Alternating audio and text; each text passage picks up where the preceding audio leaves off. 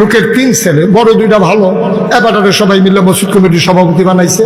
সুইটারে আর নামাজ পড়ে না, তো সুইটারে লইয়া অনেক ইমাম সাহেব সভাপতি সাহেব এই যে 8টা 4টা কারে আমরা তা নামাজ নাই, নামাজের সময় মসজিদের সামনে দিয়ে আরে সভাপতি সব খুব কষ্ট পাইতে আছে এটারে লইয়া।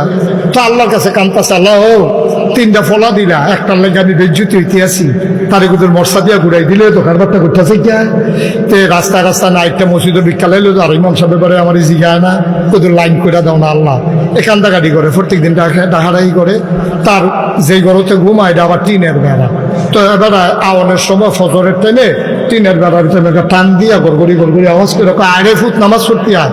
তো একদিন সেইটা আবার আপনি বেশি শুরু করছেন, আপনার লেগে ফজরের টাইমে ঘুমাইতাম পারি না, আপনি আমার বয়সে কি করছেন সাসারে জিজ্ঞেসলাম, শুনছি সব। অহন আপনি সভাপতি হইয়া আমার জ্বালাইতে আছেন, আমার বয়সে তো আপনি কিতা করছেন সব খবর পাইছি, সাসাতে জিজ্ঞেসলাম। হ্যাঁ দাদা সরবে আর তারে ডাকও দেয় না, সাইডা দিছে আল্লাহ রাত। আমরা তারা যখন আর পারে না তখন আল্লাহ রাত সারে। 50 টাকা নোটটা যে পড়ে গেছে গা, এবার আধা ঘন্টা লাগে যা মোবাইলের লাইট দিয়ে বিচারছে, মোবাইলের চার্জ গেছে গা, বাইকটা টর্চ লাইট আনছে, সেই টর্চ লাইটের চার্জ গেছে গা, বেড়া বেড়ি হবলে বিচারছে, ফজর আর আগে দিয়া যাইতে আছে আর কইতাছে আল্লাহর হস্তে দিয়ে গেলাম।